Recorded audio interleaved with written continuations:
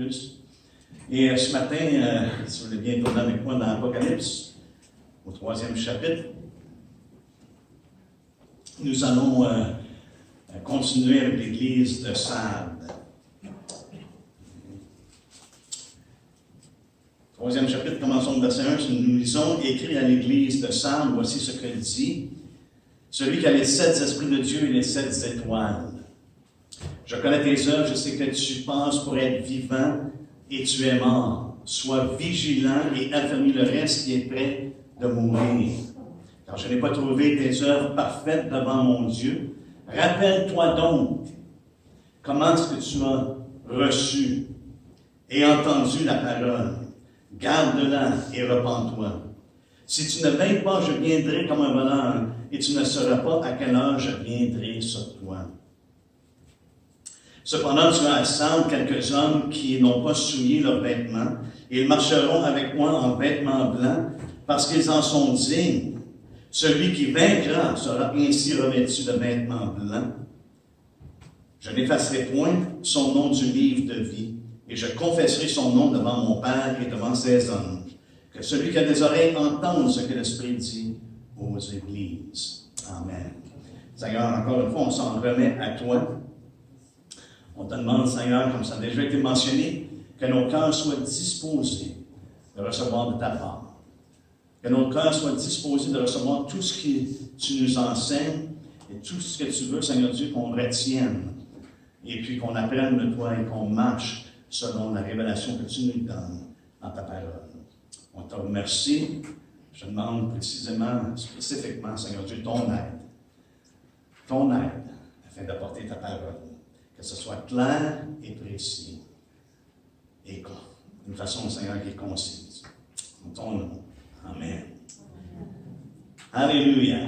Eh bien, on a regardé la semaine passée, on a commencé à regarder justement l'église de Sardes. Et puis on suit un modèle que je vois dans les Écritures, dans ces passages-là, que l'Esprit met en lumière. Première chose que l'Esprit fait, c'est, comme Jésus a dit qu'elle allait faire, qu'elle allait témoigner de Jésus. Et on voit ici Jésus qui témoigne. On a vu la semaine passée, le témoignage que Jésus a rendu, celui qui a les 7 esprits et les 7 étoiles, parlant justement de la perfection, de la plénitude, de qui il est. Hein? Que le Seigneur, c'est l'Esprit, c'est ce qu'on a regardé, et qu'il est loin de l'Éternel, et qui démontre également qu'il est omnipotent. On ne passera pas plus de temps là-dessus. Si vous n'étiez pas là, vous pouvez aller voir sur YouTube pour connaître le début de ces messages-là, ce message-là. Ce matin, on va regarder à « Veille sur toi » ou bien « Veille et tiens-toi prêt ». Okay?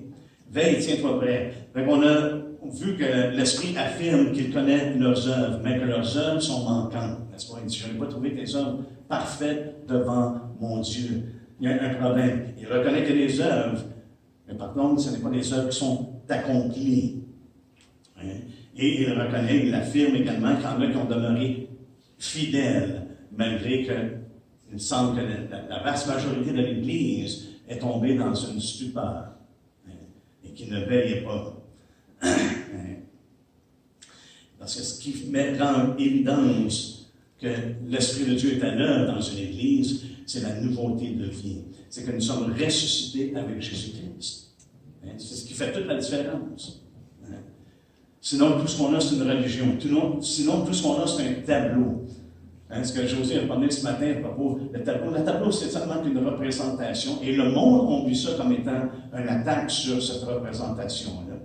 Et c'est vrai que c'était une moquerie, qu'est-ce qu'ils ont fait. Hein? Ils ont élevé le Dieu du vin et de la débauche au lieu de...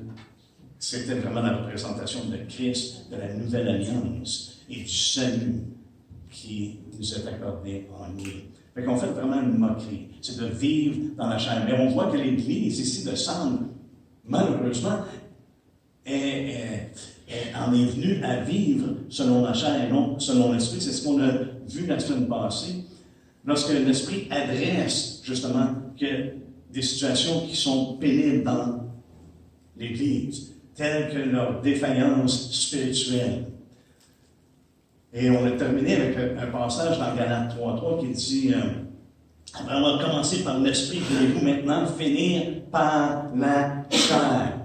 Et c'est ce qui afflige l'Église. L'Église a commencé par l'esprit parce que tu ne peux pas faire partie de l'Église que Christ bâtit sans que tu sois né de l'esprit. Sinon, tu ne fais pas partie de son Église. Hein, c'est ce qu'il dit. Lui-même. Il faut que vous naissiez de nouveau. Donc, il y a une nouveauté de vie. Ils ont commencé de cette manière-là, mais ici, il dit, dans Galates, il dit, maintenant, voulez-vous finir par la chair? Il y a une possibilité de bien commencer et également de mal terminer. Et c'est ce que l'Esprit met de l'avant dans cette lettre-là, justement, de Sade. Et il donne des avertissements. C'est là qu'on a terminé la semaine passée avec ce qu'il adresse, mais l'avertissement qu'il donne. Qu'est-ce que l'Esprit dit concernant ces avertissements? Suite à qu'est-ce qu'il a adressé, leur défaillance spirituelle, leur hypocrisie, parce que il dit, tu as une forme de piété. Tu as l'air à être vivant, mais tu es mort. C'est ce qu'il dit. Il dit, tu penses pour être vivant, mais tu es mort. Donc, leur réputation était trompeuse. Et c'est ce qu'on a vu. Et maintenant, il les avertit concernant ces choses-là. Et qu'est-ce qu'il leur dit? Il dit, sois vigilant au verset 2 et affermis le reste qui est prêt de mourir. La situation était dépérissante. Non seulement qu'il était mort, mais ce qui restait, qui était bon, était sur le point de mourir. Hein? Il dit, sois vigilant et affermis le reste qui est prêt de mourir, car je n'ai pas trouvé tes œuvres parfaites devant mon Dieu. Rappelle-toi donc comment tu as reçu et entendu la parole. Garde-la et repens-toi. Si tu ne veilles pas, voilà l'avertissement qu'il leur dit. Si tu ne veilles pas, je viendrai comme un voleur. Et lorsque la parole de Dieu nous parle justement qu'il va venir comme un voleur, c'est toujours en référence de son retour. C'est toujours en référence de son retour. Il dit, je viendrai comme un voleur. Et tu ne sauras pas à quelle heure je viendrai sur toi. Moi, ma traduction dit que je viendrai te surprendre. Voyez-vous, une Église qui délaisse de vivre par l'Esprit de Dieu, de marcher dans les voies de Dieu par l'Esprit, d'être dirigé par l'Esprit et qui tombe dans les choses de la chair, éventuellement n'entend plus ce qui est dit, n'entend plus le message de Christ. Et ici, l'Esprit nous dit, Jésus dit à l'Église, je vais venir te surprendre. Je vais venir te surprendre. Si tu ne veilles pas, l'avertissement c'est réveille-toi. Amen. C'est ça qu'il les avertit. Si tu ne veilles pas, si tu dors, tu vas te faire prendre. Tu vas te faire surprendre. Et un des versets que j'avais mentionné la semaine passée, c'est justement dans Luc 21-34, il dit, prenez garde à vous-même de craindre que vos cœurs ne s'appesantissent par les excès du manger et du boire, des choses de la chair, et par les soucis de la vie, et que ce jour ne vienne sur vous à l'improviste. Faites attention, veillez. Et un des termes, justement, qui est utilisé, on va le voir un peu plus tôt, lorsqu'il dit « sois vigilant », ça a référence à veiller, à surveiller. Mais il dit, ici, ce qui le signale, c'est qu'ils sont vraiment endormis spirituellement. Est-ce que c'est possible que l'Église soit endormie spirituellement? Définitivement. On le voit ici à Sade, mais on le voit également à l'échelle mondiale. Malheureusement, beaucoup d'assemblées, beaucoup d'églises ne prennent pas garde, justement, à l'avertissement que le Seigneur donne. On n'a pas les yeux fixés sur la bienheureuse espérance et la manifestation de la gloire du grand Dieu, n'est-ce pas? Et de notre Seigneur Jésus-Christ. C'est ce qu'il parle. Et on a mis en oubli pratiquement qu'il revient. On peut l'avoir comme en étant un genre de souhait. On souhaite. Mais vraiment une bienheureuse espérance, là où ce qu'on veille, on est attentif et qu'on est dans l'attente qu'il revienne. Et c'est pour ça qu'il leur donne l'avertissement. Parce que maintenant, ils vivent pour les choses de cette terre. Ils n'ont plus une vision, comme on a mentionné la semaine passée, ils n'ont plus une vision céleste, mais c'est une vision terrestre. Et ils vivent selon la chair.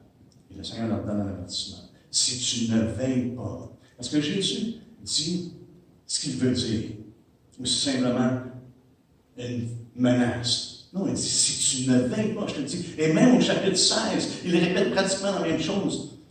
Hein? Dans Apocalypse 16, au verset 15, il dit, voici, je viens comme un voleur. Heureux celui qui veille. Apocalypse 16, 15 répète pratiquement la même chose.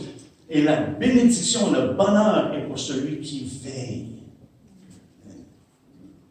Voici, je viens comme un voleur, heureux celui qui veille et qui garde ses vêtements, afin qu'il ne marche pas nu et qu'on ne voit pas sa honte. Qui garde ses vêtements. Qu'est-ce que l'Esprit nous dit dans cette lettre-là? Il dit, cependant, tu as à ça quelques hommes qui n'ont pas souillé leurs vêtements. Ils ont gardé leurs vêtements purs. Donc, ils ne sont pas trouvés nus. Ils ne sont pas trouvés à court. Ils ne seront pas trouvés à court, même il dit, ils marcheront avec moi en vêtements blancs. Pourquoi? Parce qu'ils vont être prêts. Ils vont avoir veillé, ils vont être prêts pour son retour. Ils n'ont pas pris, comme on pourrait dire, les culottes baissées, parce qu'ils ne verront pas la nudité, c'est ce qu'ils nous disent. Afin qu'ils ne voient pas ta nudité. Donc, il leur dit qu'elle allait venir comme un voleur. Si tu ne veilles pas, je vais venir comme un voleur. Je viendrai comme un voleur. Dans 1 Thessaloniciens 5,4, il dit, mais vous, mes frères, vous n'êtes pas dans les ténèbres pour que ce jour vous surprenne comme un voleur. Mais vous, mes frères, mais vous, frères, vous n'êtes pas dans les ténèbres. Qu'est-ce que ça nous révèle à propos de Sardes? C'est qu'ils étaient maintenant dans les ténèbres. Pourquoi? Parce que lorsque tu marches selon la chair, tu marches dans les ténèbres. Et ça me rappelle ce qu'on a vu il y a couple de semaines, 3 semaines passées, dans les mercredis soirs. Dans 1er Jean 1, et Jean est très clair là-dessus. Si nous disons que nous avons communion avec lui, et que nous marchons dans les ténèbres, une personne peut confesser, si nous confessons que nous avons communion avec lui et que nous marchons dans les ténèbres, nous mentons et nous ne, pas qu'on n'a pas la vérité, et nous ne pratiquons pas la vérité. Il y a une différence entre ne pas avoir la vérité et ne pas pratiquer la vérité. Ça, on reçu la vérité. C'est pour ça qu'il leur dit, rappelle-toi donc comment tu as reçu et entendu. Ils ont reçu et ils ont entendu. Et ceux qui reçoivent, qu'est-ce que la parole de Dieu nous dit? Dans Jean 1, justement. Tous ceux qui ont reçu et cru, il leur a donné le pouvoir de devenir des enfants de Dieu. Ces personnes-là ont reçu, ils ont entendu. C'est pour ça qu'il dit, rappelle-toi donc. Rappelle-toi ce qui s'est passé. C'est important, frères et sœurs, souvent de se rappeler. Je ne sais pas pour vous, mais pour moi, j'ai continuellement besoin de me rappeler ce que Dieu a fait dans notre vie, mais ce que Dieu également a promis. Ses promesses. Et ce matin, dans la prière, justement, il y avait une emphase là-dessus. J'ai dit, merci Seigneur. Parce qu'on a besoin de se rappeler. Et c'est pour ça qu'il leur donne cette exhortation-là. Parce que notre manque d'attention au niveau de sa venue, au niveau de notre vie, au niveau de se tenir prêt, va avoir comme résultat d'être pris à l'improviste. Et comme on a lu dans Luc 21. Et on est encouragé, frères et sœurs. Lorsque Jésus était sur la terre ici, il encourage l'Église de sang. Mais lorsqu'il était sur la terre, allez avec moi dans Matthieu 24.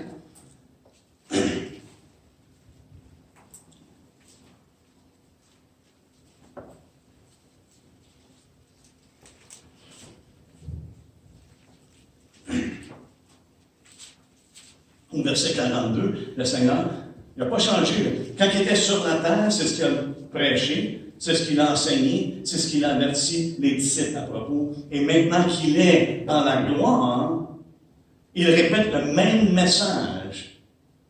Le message n'a pas changé. Il dit au verset 42, il dit, « Veillez donc, puisque vous ne savez pas quel jour votre Seigneur viendra. Sachez-le bien, si le maître de la maison savait à quelle veille de la nuit le bonheur doit venir, il veillerait et ne laisserait pas percer sa maison. C'est pourquoi vous aussi tenez-vous prêts, car le Fils de l'homme viendra à l'heure où vous n'y pensez pas. » Alors vous ne penserez pas qu'il va venir, celui qui va venir. Et c'est pour ça qu'il avertit l'Église. C'est pour ça que notre marche est si importante, que le Seigneur veut qu'on marche avec lui, qu'on marche par l'Esprit. Il nous a donné l'Esprit afin qu'on ne soit pas seul, mais qu'on marche avec lui par l'Esprit et qu'on marche dans l'Esprit avec lui. C'est d'avoir cette communion-là. La communion, ce n'est pas simplement ici une fois par mois, le dimanche matin, lorsqu'on partage une coupe et le pain. Ça, c'est l'alliance qu'il a fait, mais l'alliance qu'il a fait, c'est cette communion-là avec lui, la communion de l'Esprit que nous vivons maintenant et dans lequel nous devons marcher. Comme dans Galates, ça dit, si on marche selon l'Esprit, quoi, on ne satisfera pas les convoitises de la chair. On ne marchera pas selon la chair. Et dans ce texte-là, dans Matthieu 24, ce qui est intéressant, c'est parce que le même baptême arrive. Okay? Il y a un bon serviteur qui donne la nourriture comme il doit, mais le mauvais serviteur, qu'est-ce qu'il commence à faire? Le mauvais serviteur commence à battre les autres. Ça dit au verset 48, mais si c'est un mauvais serviteur, un méchant serviteur qui dit en lui-même, mon maître tarde à venir, qu'il se mette à battre ses compagnons, qu'il mange et boit avec les ivrognes, commence à vivre selon la chair. Le maître de ce serviteur viendra le jour où il ne s'y attend pas et alors qu'il ne connaît pas. Il le mettra en pièces et lui donnera sa part avec les hypocrites. C'est là qu'il y aura des pleurs et des grincements de dents. Jésus avertit sévèrement l'importance de veiller et l'importance de se tenir prêt. Et dans ce processus-là, frères et sœurs, c'est qu'on marche avec lui et qu'on le sert fidèlement.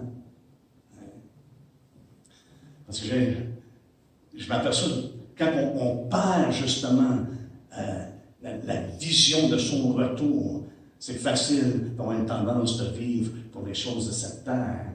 Et les choses de cette terre, frères et sœurs, comme Jean le dit, la convoitise, il n'a pas aimé le monde, et les choses de ce monde. Pourquoi? Parce que c'est la convoitise des yeux, c'est la convoitise de la chair, et l'orgueil de la vie. Et ça ne vient pas du Père. Et si on s'attache à ces choses-là, c'est certain que ça va nous emmener à dévier. Mais on doit rester attaché à Christ. Et il les avertit parce qu'il va y avoir, comme il y a un jugement, on voit dans Matthieu 24 que Jésus dit, il va y avoir un jugement. Un jugement, c'est le serviteur, c'est un méchant serviteur qui va être jugé, il va avoir sa part avec les hypocrites. Qu'est-ce qui se passe dans l'église de Sardes? Il dit, je sais que tu passes pour être vivant, tu es mort. L'hypocrisie fait partie de ce qui les anime. Maintenant, c'est l'hypocrisie qu'ils démontrent devant les hommes. Ils pensent pour être vivants, mais ils sont morts. Et le méchant serviteur va se part avec les hypocrites. Je ne pense pas que ce soit différent pour l'Église de Sardes. Même il leur donne un avertissement qui est extrêmement sévère. Il leur donne même un jugement qui est sévère. Un jugement qui peut être soudain, c'est parce que tu ne seras pas à l'heure que je vais venir. Mais également, que leurs noms peuvent être effacés du livre de vie. C'est ce qu'il nous dit au verset 5, il dit, celui qui vaincra, donc celui qui ne vainc pas, ne sera pas revêtu de vêtements blancs, et j'effacerai son nom du livre de vie.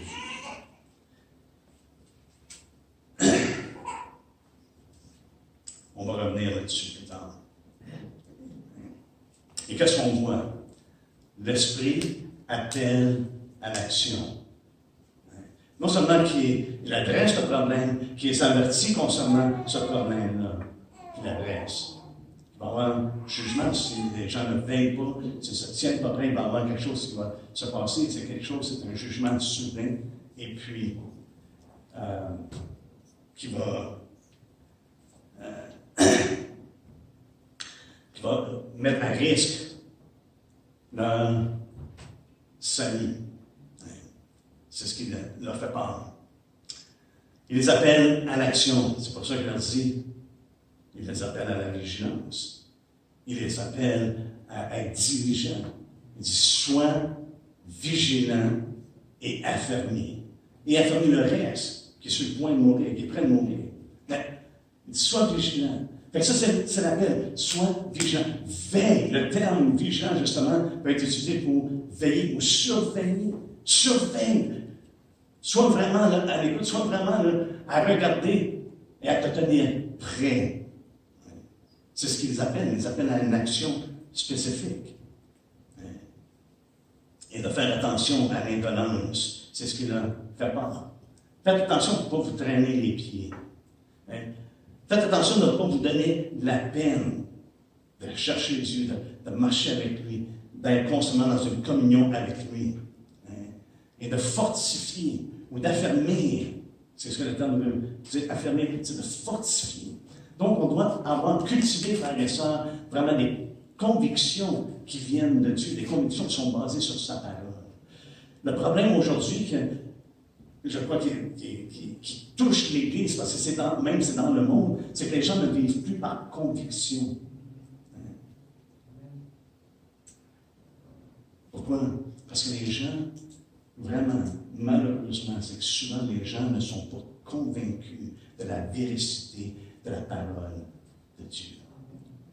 Que ce que Dieu dit, c'est vraiment ce qu'il dit. Et ça veut dire ce qu'il dit. Trop souvent, par diverses interprétations, on peut venir à différentes conclusions, mais ce que le Seigneur dit, qui est souvent, c'est très clair. Oui, il y a des choses qui sont plus difficiles à comprendre, plus difficiles à saisir, mais dans la majorité du texte des Écritures, frères et sœurs, c'est clair. C'est clean. Donc, il leur dit, il les appelle à l'action.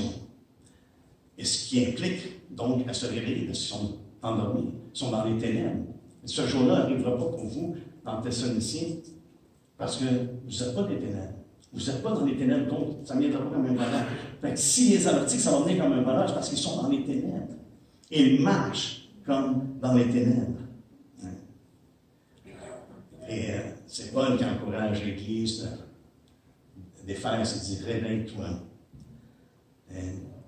Il est écrit réveille-toi, toi qui dors, réveille-toi d'entre les morts, et Christ t'éclairera. Donc on doit vivre de plus en plus, frères et sœurs, à la lumière de Christ. Il est la lumière du monde, mais à la lumière de sa parole. Qu'est-ce qu'il nous a révélé? C'est ce qu'il nous appelle à faire. Et c'est pour ça qu'il dit rappelle-toi donc. Rappelle-toi donc, et il les appelle à se rappeler. C'est une action. Rappelle-toi donc. Vous et moi, on est appelés à se rappeler. Rappelle-toi donc comment, et en réalité, la question qui pose, c'est comment tu es venu à Jésus? Comment tu es venu à croire à Jésus? Rappelle-toi donc, vraiment, qu'est-ce qui s'est passé quand tu es premièrement venu à Christ? Est-ce qu'il y a eu vraiment une transformation? Est-ce qu'il y a eu vraiment un amour pour lui? C'est ce qu'il les appelle. Rappelle-toi donc comment tu as reçu. Tu as entendu et cru. Allez avec moi dans Éphésiens 1. Et c'est pour ça, dans certaines versions, ça ne dit pas comment vous avez entendu la parole, mais c'est impliqué par le contexte, d'entendre qu'est-ce qui a été communiqué. Et puis dans Éphésiens 1, son verset 13, ça nous dit, « En lui, vous aussi, après avoir entendu la parole de la vérité. » Après avoir entendu la parole de la vérité, c'est pour ça qu'il dit, « Rappelle-toi donc comment tu as reçu. Hein? Tu as reçu Christ, tu as reçu la lumière, tu as reçu la parole vivante. Hein? Comment tu as entendu et cru. » Parce que regardez ce que ça dit. Comment après avoir entendu la parole de la vérité, l'évangile de votre salut, en lui vous avez cru et vous avez été scellés du Saint-Esprit. Il a dit, comment est-ce que tu as reçu, comment tu as entendu, et ça dit garde. Garde et repens-toi. Garde quoi? Garde la parole, garde ce que tu as reçu, garde ce que tu as entendu, parce que c'est ça la vérité. Et Paul dit la même chose en 1 Corinthiens 15, il dit, voici l'évangile qu'on a prêché, n'est-ce pas? Mais juste auparavant, il dit de garder l'évangile tel que vous l'avez reçu. C'est une chose qui est importante, de garder l'évangile tel que nous l'avons reçu. Parce que nous sommes engendrés, frères et sœurs, selon Jean qui dit qu'on est engendrés, qu'il nous a engendrés par la parole de la vérité. Et donc, l'appel, il dit non seulement de la façon que tu as reçu et entendu la parole, de garder et repens, ça nous dit et repens-toi. C'est un appel à la repentance, de confesser leur péché, de confesser qu'ils marchent selon la chair, de confesser qu'ils ont besoin de retourner, de confesser qu'ils donnent mon gaz. Pratiquement, c'est ce qu'il leur demande. Et repens-toi. Dans 1 Thessaloniciens 5, verset 6 à 8, ça nous dit, nous ne dormons donc point comme les autres, mais veillons et soyons sobres. Car ceux qui dorment, dorment la nuit, et ceux qui s'enivrent, s'enivrent la nuit. Mais nous qui sommes du jour, soyons sobres, ayant revêtu la cuirasse de la foi et de la charité, et ayant pour casque l'espérance du salut. Il met un contraste ici. Qu'est-ce qui se passe dans les ténèbres, dans la nuit? Il dit, la nuit, les gens dorment. Et la nuit, c'est là qu'ils font des mauvais coups, souvent, n'est-ce pas? Qui s'enivrent. Et toutes sortes de choses se font la nuit, dans la noirceur. Et qu'est-ce que cette église-là savent? Qu'est-ce qu'on retrouve? C'est qu'il y en a qui ont souillé leurs vêtements.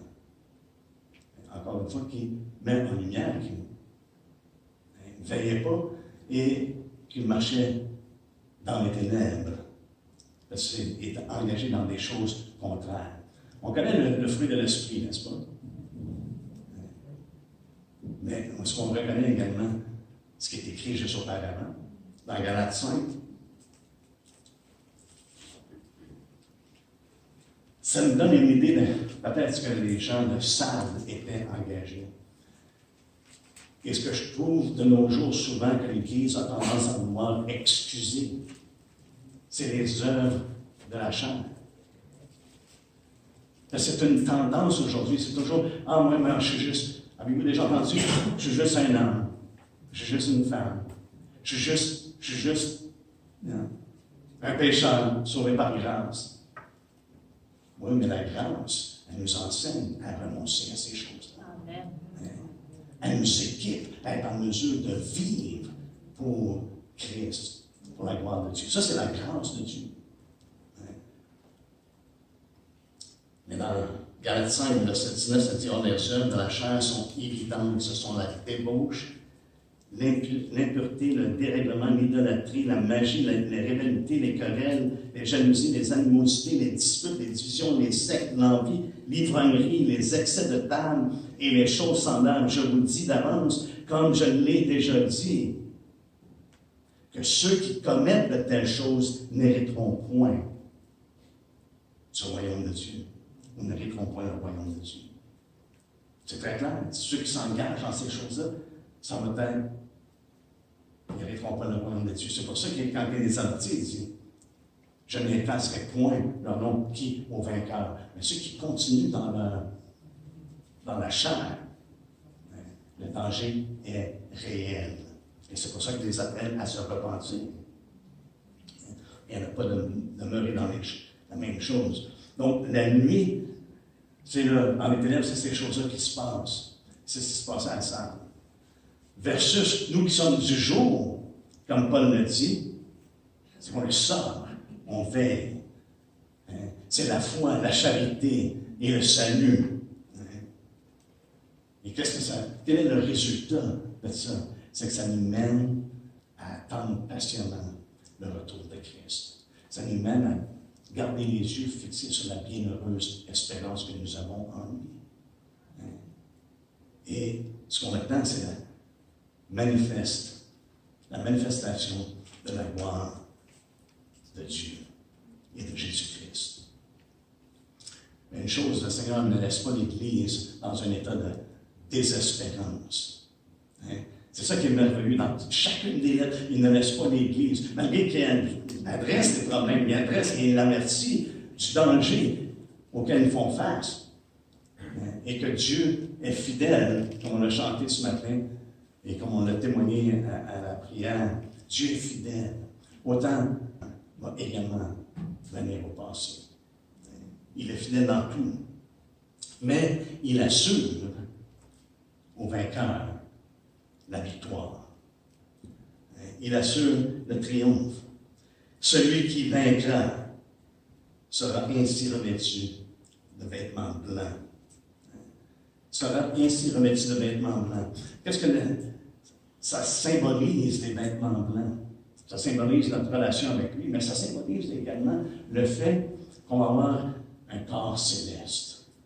Alléluia. 1 Corinthiens 15 nous démontre la beauté de ce corps céleste-là, qui va être incorruptible et glorieux, revêtu de vêtements blancs, la pureté de Christ. Celui qui a cette expérience-là, n'est-ce pas? Qu'est-ce que la parole de Dieu nous dit? Il se purifie comme il est pur. Et je pense à la transfiguration. Quand Jésus, sur la montagne de transfiguration, n'est-ce pas? Ses vêtements sont devenus blancs. D'une blancheur qui brillait. Et ça nous parle de la réalité céleste, spirituelle. Et ça nous garantit, il dit des vêtements blancs, c'est qu'il parle de l'entrée dans la gloire. Pourquoi Jésus a été manifesté sur le mont de transfiguration. Il venait juste de dire aux parents, il a dit, il y en a parmi vous qui ne mourront pas, qui vont voir la gloire de Dieu. Qui vont voir le royaume de Dieu, qui vont voir la gloire de Dieu. Et il a été transfiguré devant eux. Et c'est ça nous pense, c'est qu'on va rentrer, frères et sœurs, dans la gloire. Dans Apocalypse 7, verset 9, ça nous dit, après cela, je regardais, et voici, il y avait une grande foule que personne ne pouvait compter. De toute nation, de toute tribu, et de tout peuple, et de toute langue. Ils se tenaient devant le trône et devant l'agneau, revêtus de robes blanches et des palmes dans leurs mains. Alléluia. Revêtus. Où? Devant le trône et devant l'agneau de Dieu. Notre place dans sa présence, dans la gloire. Alléluia. Et Jésus dit, au verset 4, il dit,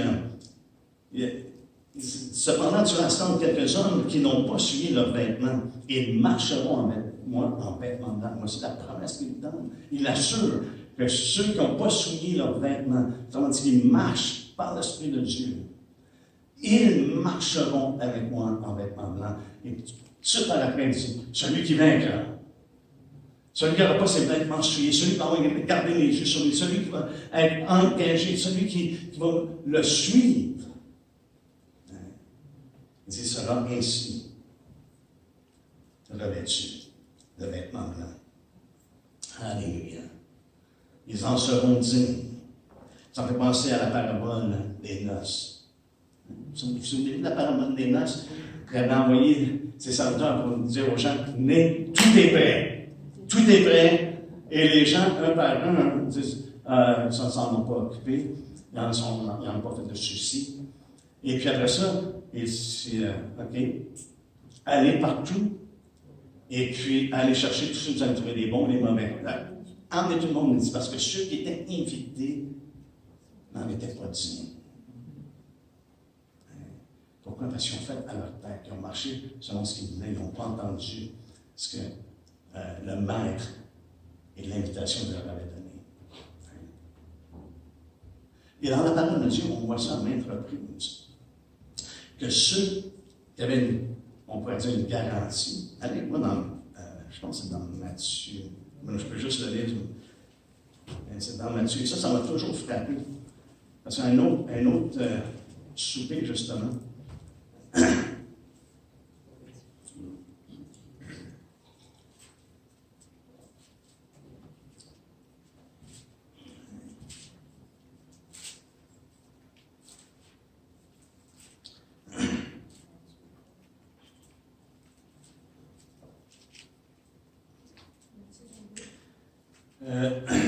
c'est Matthieu 8, mais je me demande où commencer.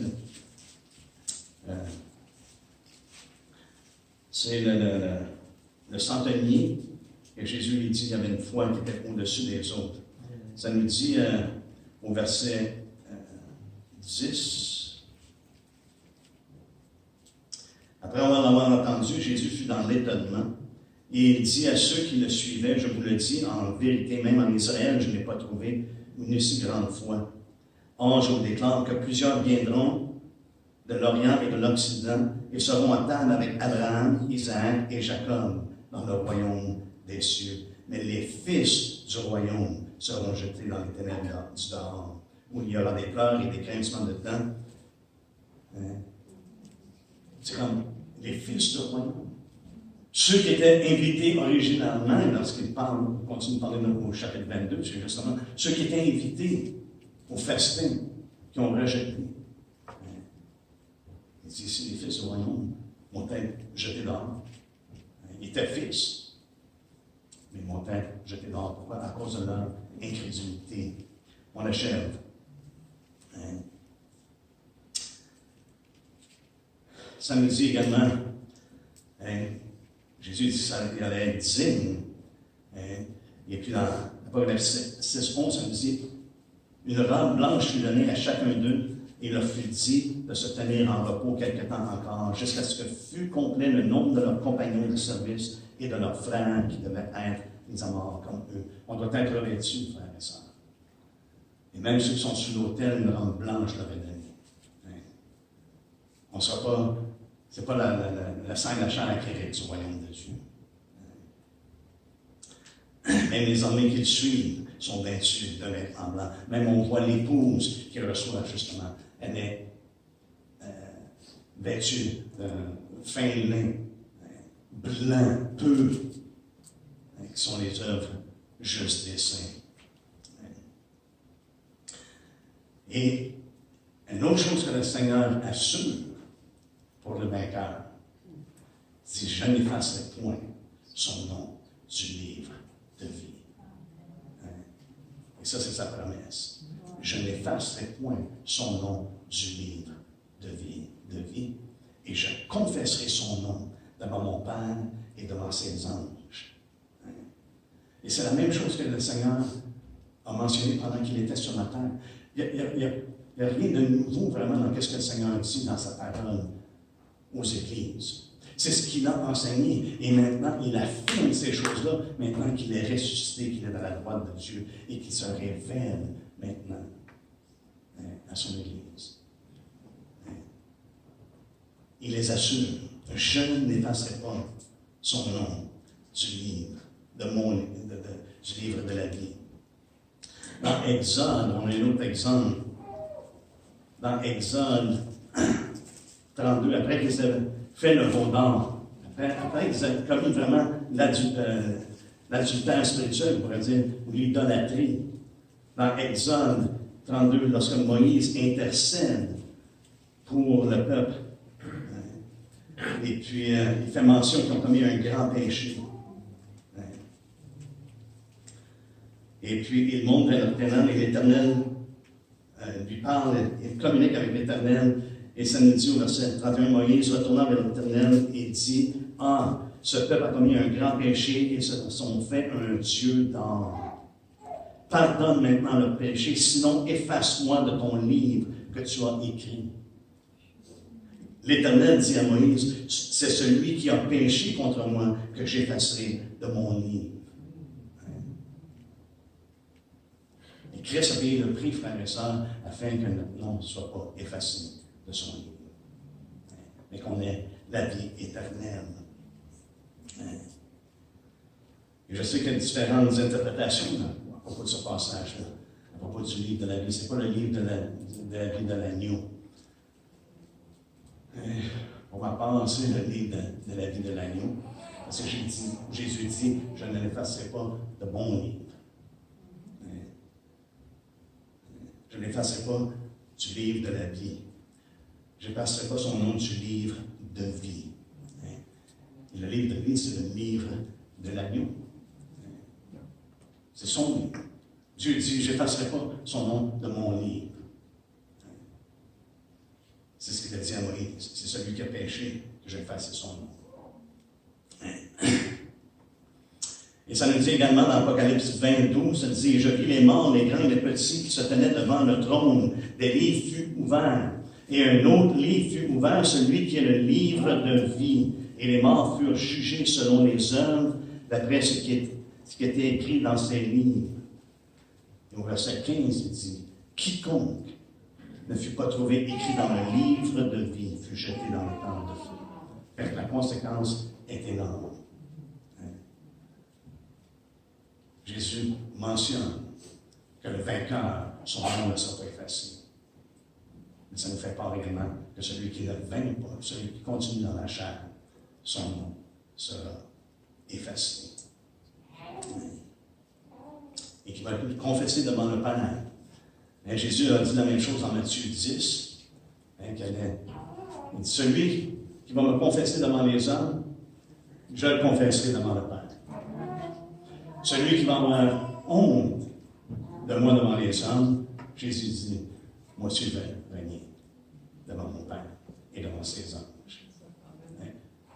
On voit ici que le Seigneur, c'est exactement les mêmes choses qu'il enseignait pendant qu'il était sur la terre et qu'il renouvelle ici, ou qu'il rappelle aux gens. Écoutez, ce que j'ai dit, c'est aussi valable maintenant. Maintenant qu'il est dans les cieux. Amen. Alléluia. Et on voit que ceux qui n'ont aucune honte de lui, ceux qui ne marchent pas selon le compromis, Christ va les confesser devant le Père et devant ses anges. Alléluia. Et c'est intéressant, parce que le contexte dans lequel il dit que ceux qui n'ont pas honte, ceux qui vont avoir honte, ceux qui n'auront pas honte, c'est le contexte de prendre sa croix et de le suivre. Et si je pourrais résumer ce qu'on avait regardé ensemble, c'est que l'Église de Sardes a mis de côté la croix. Et Paul parle de ça, justement. Les gens ne veulent pas souffrir pour la croix. Qu'est-ce qu'ils font? Ils ne parlent pas de la croix.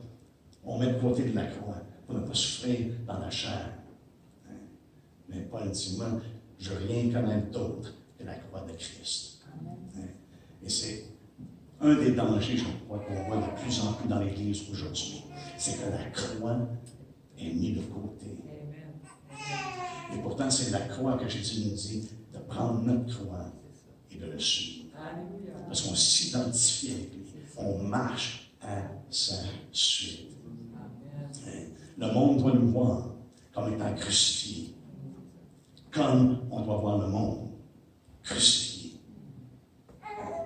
Les deux perspectives.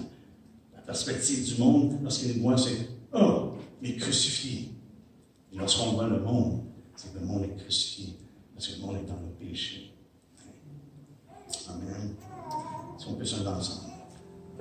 Il termine de celui qui a des